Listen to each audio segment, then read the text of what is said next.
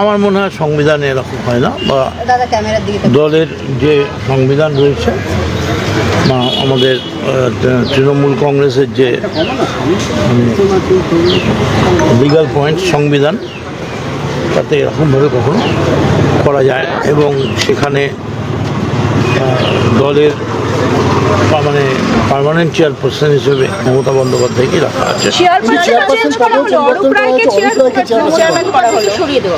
আমি তো সেটাই বলছি, সেটা হয় না।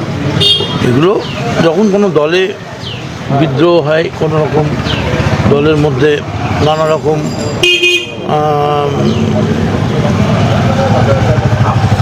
ঝগড়া চলতে থাকে, তখন এই ধরনের অতীতেও অনেক ঘটনা ঘটেছে।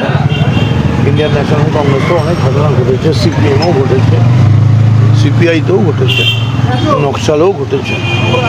এখানে কিছু লোক তারা এরকম করার চেষ্টা করছে, কিন্তু আমার ধারণা যে আলটিমেটলি বাংলার মানুষ যে 2,60,00,000 ভোট দিয়েছে, এটা মমতা বন্দ্যোপাধ্যায়ের মুখটা দেখেই ভোট দিয়েছে। সেটা যে মদনদা, আজকে আমরা দেখলাম যে তৃণমূল কংগ্রেসের যে লোগো, সেই লোগো অল ইন্ডিয়া তৃণমূল কংগ্রেসের ব্যানার, এই দুটোই ব্যবহার করা হলো ঋতব্রত বন্দ্যোপাধ্যায়ের। হ্যাঁ, দেখলাম নেতাজি সুভাষের ছবি ছাড়া, সেটাও দেখলাম।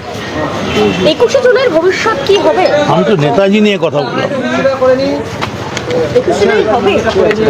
আচ্ছা, প্রচুর বৃষ্টি আসছে।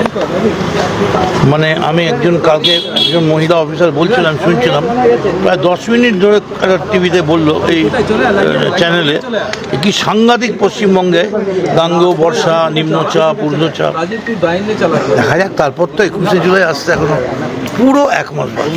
মানে আপনি বলছেন যে 21শে জুলাই আসার আগে রাজনৈতিক বৃষ্টিও হতে পারে, বা রাজনৈতিকভাবে প্রাকৃতিক দুর্যোগ আসতে পারে। রাজনৈতিক দল হচ্ছে একটা খরস্রোতা নদীর মতো, বহু করে বয়ে যাচ্ছে। সামনেটা পাথর পড়লো, পাহাড় পড়লো, ও কি থেমে থাকবে? হয় ডান দিকে যাবে, নয় বাঁ দিকে যাবে, তাই না? আমি নিজেকে একজন কর্মী বলে মনে করি দলের, কখনোই পাহাড় হতে চাই না, পাহাড় নইও, পাহাড় হওয়াও সম্ভব নয়।